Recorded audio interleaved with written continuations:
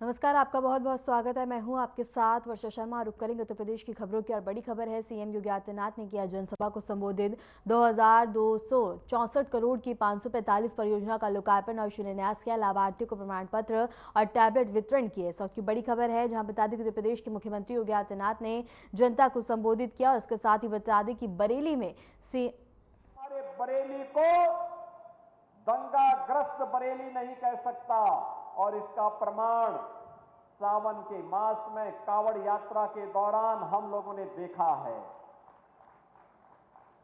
कितना कुत्सित प्रयास हुआ है कावड़ यात्रा को बदनाम करने का। याद करना, जो आयोजन समग्र समाज की एकता के माध्यम बनेंगे, समाज विरोधी तत्व उसके बारे में दुष्प्रचार करेंगे, उन्हें बदनाम करने के लिए साजिशें रचेंगे, उसके लिए षड्यंत्र रचेंगे। छद्म भेष में ऐसे तत्वों को बीच में भेज करके पूरे माहौल को खराब करने का प्रयास करेंगे। लेकिन समाज की जागरूकता और पुलिस की तत्परता के कारण ऐसे तत्व बेनकाब होते हैं। कावड़ यात्रा सकुशल संपन्न होती है, और बरेली में भी कावड़ यात्रा सकुशल संपन्न होकर के यहां पर नाथ कॉरिडोर में लाखों की संख्या में श्रद्धालु जनों ने जलाभिषेक के कार्यक्रम के साथ जुड़ करके अपनी श्रद्धा को देवादिदेव महादेव के श्री चरणों में समर्पित किया।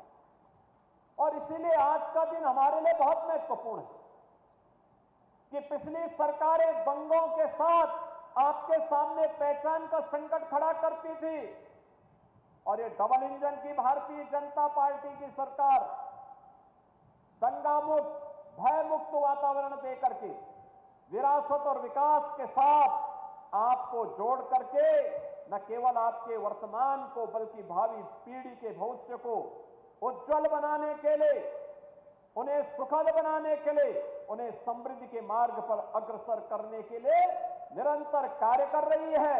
आज उसके परिणाम भी हम सबको देखने को मिल रहे हैं। बरेली में प्रति व्यक्ति आय में वृद्धि हुई है। यहां के इंफ्रास्ट्रक्चर में आमूलचूल परिवर्तन देखने को मिल रहा है। आज हम लोग प्रातः काल से ही बरेली मंडल से जुड़े हुए सभी मान्य जनप्रतिनिधियों के साथ बैठ करके इन कार्य योजनाओं पर चर्चा भी कर रहे थे। शासन के वरिष्ठ अधिकारी उन्हें लागू करने के लिए उन कार्य योजनाओं की प्राथमिकताओं को तय कर रहे हैं, और अभी ये कार्य योजना जब लागू होगी तो बरेली के विकास को, पीलीभीत के विकास को, शाहजहांपुर के विकास को, बदायूं के विकास को एक नई उड़ान मिलने वाली है, एक नई उड़ान मिलने वाली है। बहनों और भाइयों, जब अच्छे जनप्रतिनिधि आप चुनते हैं तो विरासत और विकास की प्रक्रिया को आगे बढ़ाते हैं। वहां पर आम जन की संतुष्टि ही उनका आधार बनती है, जिसके बारे में आदरणीय प्रधानमंत्री जी ने कहा, सबका साथ और सबका विकास। उनका जो ये मंत्र है, ये संतुष्टिकरण का वही मंत्र है जिसमें योजनाओं में किसी के प्रति कोई भेदभाव नहीं, विकास सबका, लेकिन तुष्टिकरण किसी का नहीं। हम विकास की योजनाओं का लाभ बिना भेदभाव के, बिना जाति, मत, मजहब, क्षेत्र, भाषा देखे हर एक नागरिक को देंगे। लेकिन अगर कोई मानता हो कि कुछ विशेष रूप से उनके लिए पिछली सरकारों की तर्ज पर पिक एंड चूज के आधार पर योजनाएं बनेंगी, अब वह नहीं हो सकता है। ये नया भारत है। नया भारत योजनाओं में भेदभाव नहीं करता है। नया भारत उत्तर से दक्षिण तक, पूरब से पश्चिम तक पूरे भारत को जोड़ने में विश्वास रखता है। समाज के समग्र विकास को आगे बढ़ाता है। दलितों के लिए, वंचितों के लिए, पिछड़ों के लिए, समाज में जो लोग अब तक छूट चुके हैं उन्हें आगे बढ़ाने के लिए सरकार पूरी प्रतिबद्धता के साथ कार्य करती है। और इसी का परिणाम है कि आपने यहां पे देखा होगा, रोजगार मेला भी लगा। रोजगार मेले में नियुक्ति पत्र भी वितरित हुए। युवाओं के विकास और समृद्धि के उस सोच को, उनके उस विजन को आगे बढ़ाने के लिए, उनकी उस संकल्पना को आगे बढ़ाने के लिए उत्तर प्रदेश में हम लोगों ने मुख्यमंत्री युवा उद्यमी स्कीम लागू की है। मुख्यमंत्री युवा उद्यमी स्कीम में कोई युवा अगर अपना व्यवसाय करना चाहता है, उसका चयन करना, उसका प्रशिक्षण करना, प्रशिक्षण के बाद बैंक से उसे 5 लाख रुपए का गारंटी मुक्त, ब्याज मुक्त ऋण उपलब्ध करवाना और व्यवसाय प्रारंभ करने के लिए व्यक्ति जब का शुरुआत करता है तो 10% तक मार्जिन मनी भी सरकार उसे उपलब्ध करवा रही है। अगर वह अपना मूलधन वापस कर लेता है समय पे बैंक को, अगली बार 7.5 लाख रुपए की अगर वह भी वापस होता है तो तीसरी बार उसको 10 लाख रुपए की गारंटी मुक्त और ब्याज मुक्त ऋण उपलब्ध करवाने के लिए सरकार कार्य कर रही है। 70,000 से अधिक युवाओं को अब तक इस व्यवस्था के साथ हम जोड़ चुके हैं। बहनों और भाइयों, अभी हाल ही में आपने देखा होगा, पहले युवाओं के लिए योजना नहीं बनती थी, कोई योजना नहीं बनती थी। 2017 के पहले युवाओं के सामने पहचान का संकट था। आज पहचान के संकट से हमारे युवाओं को नहीं गुजरना पड़ रहा है। 2017 के पहले अगर कोई सरकारी नौकरी आती थी, उस सरकारी नौकरी पर डकैती डाली जाती थी। उस सरकारी नौकरी भी कैसे बंदरबाट उसमें होता था। कहीं चाचा वसूली के लिए निकलते थे, कहीं बबुआ वसूली के लिए निकल रहे हैं, कहीं पर कोई भतीजा निकल रहा है, कहीं कोई भाई निकल रहा है। और उन रिश्तों को देख करके आप भी उस समय हर व्यक्ति असमंजस में रहता था कि महाभारत में तो ये रिश्ते देखे थे, लेकिन एक नौजवान की नौकरी पर भी ये रिश्ते कैसे हावी होकर के लूट मचाए हुए हैं, ये दृश्य आपने देखा होगा। लेकिन इस बार पिछले 8 वर्ष में 8.5 लाख नौजवानों को हम लोगों ने सरकारी नौकरी दी। अभी हाल ही में 60,244 पुलिस की भर्ती संपन्न हुई। 12,000 से अधिक बेटियां इसमें भर्ती हुई और वे सभी ट्रेनिंग ले रहे हैं। मैं तो अपने जनप्रतिनिधियों से कहूंगा कि उन सभी पुलिस कार्मिक जो आरक्षी भर्ती हुए हैं, जो नौजवान भर्ती हुए हैं, वे तो ट्रेनिंग ले रहे हैं, लेकिन उनके अभिभावकों को बुला करके उनका सम्मान कर लीजिए। एक बार उनका सम्मान करेंगे तो उन्हें भी लगेगा कि उनके पुत्र का रास्ता अच्छा है, सही है। याद करना, यही तो पुलिस है। ये तो राजनीतिक नेतृत्व में निर्भर करता है कि वह हथियार का मुख किधर तय करता है। याद करिए, यही प्रदेश है। 17 के पहले समाजवादी पार्टी की सरकार के समय हर जनपद में 1, 2, 4 माफिया इनके तैयार किए गए थे। वे माफिया थानों में, तहसीलों में जिले के संसाधनों पर कब्जा करके, गरीबों की जमीनों पर कब्जा करके, एक व्यापारी को तबाह करके पूरे जनपद में हाहाकार मचाता था। दंगाई, खुलेआम गुंडागिर्दी करते थे, आगजनी करते थे, बहन बेटी और व्यापारियों की सुरक्षा के साथ खिलवाड़ करते थे। लेकिन 2017 के बाद यही पुलिस आज उन सब दंगाइयों के लिए, उन माफियाओं के लिए जब काल बनकर के टूट पड़ी। रुक करेंगे बड़ी खबर की ओर। सीएम योगी आदित्यनाथ का संभल दौरा है कल का, जहां बता दें कि 500 करोड़ की योजना का लोकार्पण और शिलान्यास करेंगे। 108 कार्यों का होगा शिलान्यास, 113 परियोजना का लोकार्पण तय है। सीएम योगी करेंगे जिला मुख्यालय का शिलान्यास। इस वक्त की बड़ी खबर है, जहां बता दें कि उत्तर प्रदेश के मुख्यमंत्री योगी आदित्यनाथ का कल का बरेली का दौरा है। तमाम व्यवस्था गई है, सुरक्षा के पुख्ता इंतजाम किए गए हैं। इसके साथ ही बता दें कि परियोजनाओं का लोकार्पण और शिलान्यास भी किया जाएगा, जहाँ बता दें कि सौगात मिलती हुई नजर आएगी। सबकी बड़ी खबर है, जहां यूपी के मुख्यमंत्री योगी आदित्यनाथ का कल बरेली का दौरा है और तमाम व्यवस्था की गई है। और इसके साथ ही बता दें कि जिला मुख्यालय का, और इसके साथ ही बता दें कि सबकी बड़ी खबर है जहां सीएम योगी का कल संभल का दौरा है और इसके साथ ही तमाम व्यवस्था की गई है और इसके साथ ही परियोजना का लोकार्पण और शिलान्यास किया जाएगा। और इसके साथ ही बता दें कि संभल वासियों को तमाम परियोजनाओं की सौगात मिलने जा रही है। सबकी बड़ी खबर है जहां उत्तर प्रदेश के मुख्यमंत्री योगी आदित्यनाथ का कल संभल का दौरा है, जिसको लेकर तमाम सुरक्षा व्यवस्था की गई है। और इसके साथ ही बता दें कि सीएम योगी आदित्यनाथ परियोजना का लोकार्पण और शिलान्यास भी करेंगे।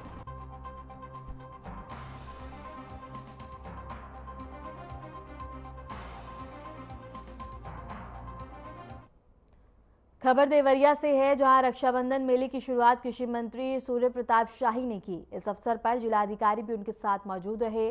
कृषि मंत्री ने मेले में लगे विभिन्न स्टॉलों का निरीक्षण किया और एक स्टॉल पर एक महिला ने उन्हें राखी भी बांधी, जिससे माहौल बता दें कि काफी ज्यादा भावुक हो गया। रक्षाबंधन के मौके पर 3 दिनों तक मेला आयोजित किया गया है।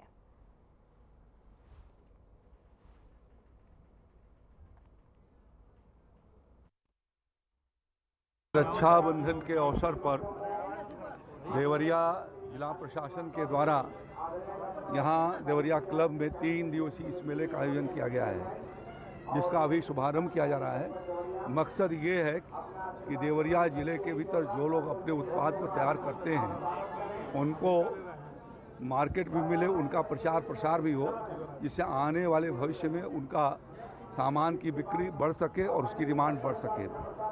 आज के तौर तरीकों में ऑनलाइन भी वो जो उनके प्रोडक्ट हैं वो उसके भीतर डालेंगे तो उनको ऑर्डर्स मिल सकते हैं।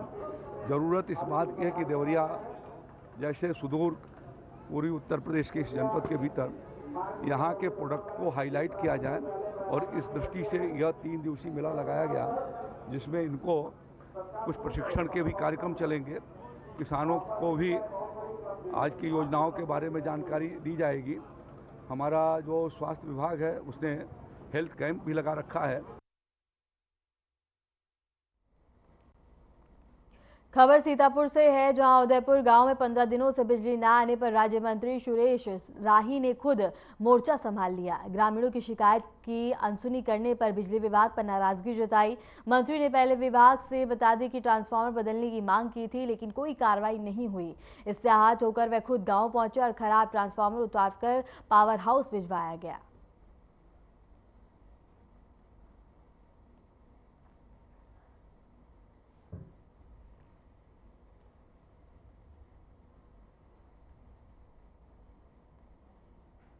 खबर बाराबंकी से है, जहां योगी सरकार के निर्देश पर औषधि निरीक्षक के जैतपुर और शाहपुर में औचक छापेमारी की गई। कार्रवाई के दौरान 6 मेडिकल स्टोर संचालक मौके से फरार हो गए और दुकानों पर ताले लटके हुए मिले। बिना लाइसेंस और संगीत दवाओं की बिक्री पर प्रशासन ने बड़ी कार्रवाई करते हुए 7 दवाओं के सैंपल जांच के लिए लैब भेजे हैं। बाराबंकी से एक खबर है, जहां मेडिकल माफियाओं पर बड़ी कार्रवाई की गई है और इसके साथ ही बता दें कि जांच के लिए सैंपल भी भेजे गए हैं। औचक निरीक्षण किया गया, जहां कई खामियां पाई गई, जिसके बाद बता दें कि अब लैब में कुछ सैंपल भेजे गए हैं।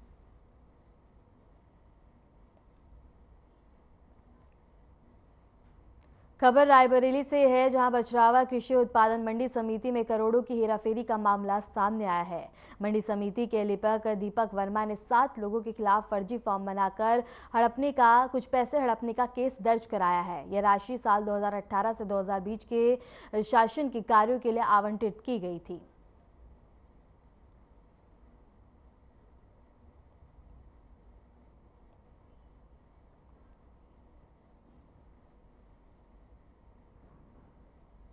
खबर हापुड़ से है, जहां गढ़मुक्तेश्वर पुलिस की चेकिंग के दौरान बदमाशों से मुठभेड़ हुई। जवाबी कार्रवाई में एक शातिर बदमाश घायल अवस्था में गिरफ्तार किया गया।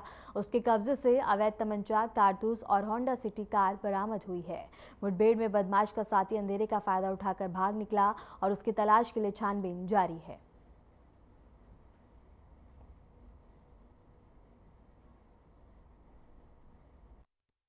कल देर रात्रि ग्राम गावड़ी के जंगल में बागड़पुर रोड पर पुलिस द्वारा चेकिंग की जा रही थी, जिसमें संदिग्धों को रोकने का इशारा करने पर उनके द्वारा फायर किया गया। आत्मरक्षा किए गए फायर में आमिर नाम का एक बदमाश घायल हुआ है, जो कि 25,000 का इनामी बोकश है। उसका एक साथी अल्तमश भागने में सफल हुआ है। अभियुक्तों के पास से एक होंडा सिटी कार तथा एक 315 बोर तमंचा, खोखा तथा जिंदा कारतूस बरामद हुआ है। आवश्यक विधिक कार्रवाई कराई जा रही है।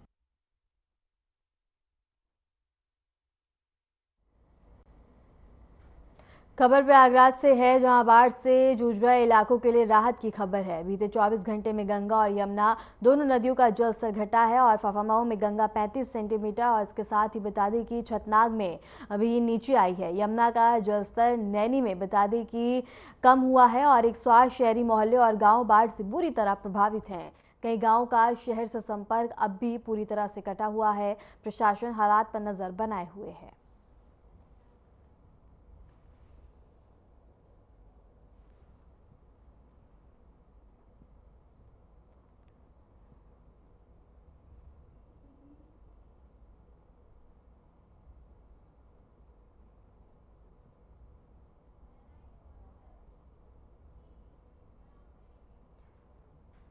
खबर बहराइच से है, जहां पहाड़ों पर भारी बारिश के चलते मैदानी इलाकों में बाढ़ की स्थिति बन गई है। घाघरा नदी का जलस्तर खतरे के निशान से ऊपर पहुंच चुका है और 3 बैरागों से बता दें कि 3.44 लाख पानी छोड़े जाने के कारण बहराइच की नानपारा, मोतीपुरा और महसी तहसीलों के निचले इलाकों में पानी भर गया है।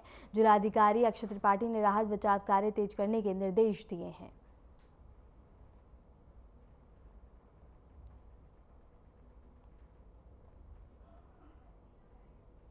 इसके साथ ही बता दें कि कई गांव जलमग्न हो गए हैं। लगातार हो रही मूसलाधार बारिश के बाद बता दें कि बाढ़ जैसे हालात बने हुए हैं, जिसके बाद प्रशासन अलर्ट मोड में है। उसके साथ ही लोगों को सुरक्षित स्थानों पर पहुंचाने का कार्य भी किया जा रहा है और बता दें कि एहतियात के तौर पर तमाम व्यवस्था करी जा रही है, जिससे लोगों को कोई परेशानी ना हो। और बता दें कि कई गाँव बाढ़ जैसे हालातों बनने के बाद बता दें कि सड़कें जलमग्न हो गई हैं, लोगों को आने जाने में दिक्कत हो रही है। लगातार हो रही मूसलाधार बारिश के बाद बता दें कि अब लोगों के लिए चुनौती और प्रशासन के लिए भी चुनौती काफी ज्यादा बढ़ गई है। बता दें कि ट्रैफिक की स्थिति बनती हुई नजर आ रही है और इसके साथ ही बता दें कि घंटों रोड पर वाहनों की रफ्तार धीमी होती हुई नजर आ रही है और इसके साथ ही बता दें कि कई सड़कें जलमग्न हो गई हैं और इसके साथ ही प्रशासन लगातार कार्य में जुटा हुआ है ताकि लोगों को कोई परेशानी ना हो। और इसके साथ ही बता दें कि राहत बचाव कार्य तेजी से करने के भी निर्देश दिए गए हैं और इसके साथ ही लोगों को सामान भी वितरण किया जा रहा है, जिससे लोगों को कोई भी परेशानी ना हो। और इसके साथ ही बता दें कि कई सड़कें जलमग्न होती हुई नजर आई हैं, नदियां उफान पे हैं और इसके साथ ही अब लोगों को काफी ज्यादा दिक्कतों का सामना करना पड़ रहा है।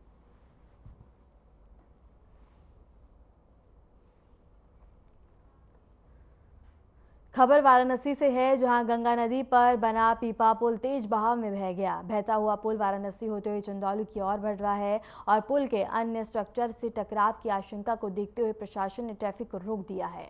प्रशासन स्थिति पर नजर बनाए हुए है और राहत टीम को सतर्क कर दिया गया है।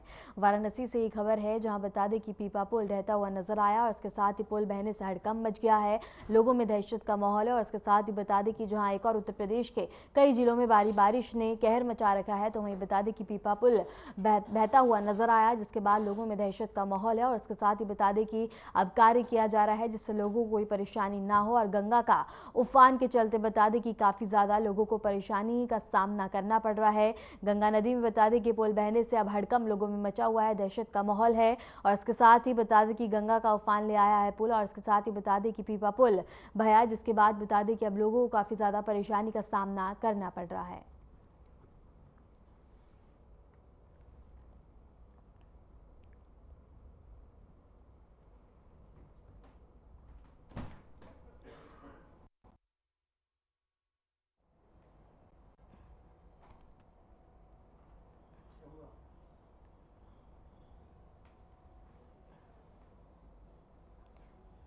उत्तर प्रदेश के कई जिलों में भारी बारिश और नदियों के बढ़ते जलस्तर ने हालात को चिंताजनक बना दिया है। अयोध्या, प्रयागराज, वाराणसी, मुरादाबाद और बहराइच जैसे जिलों में बाढ़ जैसी स्थिति उत्पन्न हो गई है।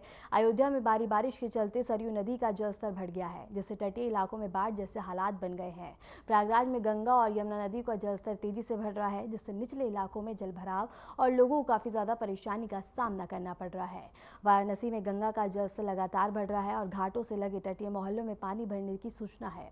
मुरादाबाद में भारी बारिश के कारण शहरी क्षेत्रों में जलभराव की समस्या गंभीर हो गई है, जिससे यातायात और दैनिक जीवन प्रभावित हो रहा है। सबसे गंभीर स्थिति बहराइच जिले में बनी है। घाघरा नदी खतरे के निशान से ऊपर है और जानकारी के अनुसार बता दें कि तीनों बैराजों से कुल 3.44 लाख पानी छोड़े जाने के कारण नानपरा और महसी तहसीलों के कई निचले इलाकों में पानी भर गया है। ये तस्वीरें हम आपको स्क्रीन पर दिखा रहे हैं। पहली तस्वीर अयोध्या की है, दूसरी बहराइच की है, तीसरी मुरादाबाद की है, चौथी प्रयागराज की है, पांचवी वाराणसी की है।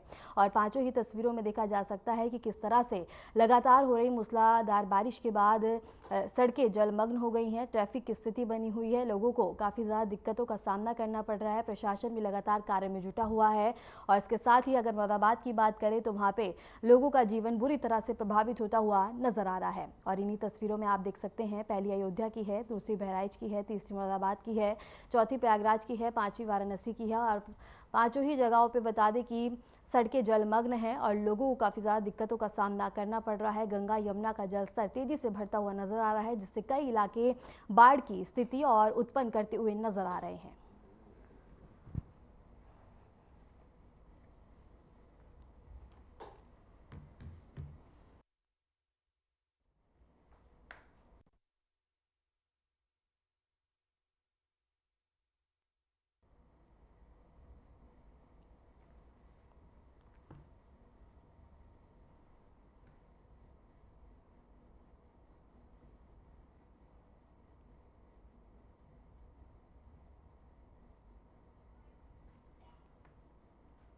फिलहाल के लिए उत्तर प्रदेश की खबरों में इतना ही। नमस्कार।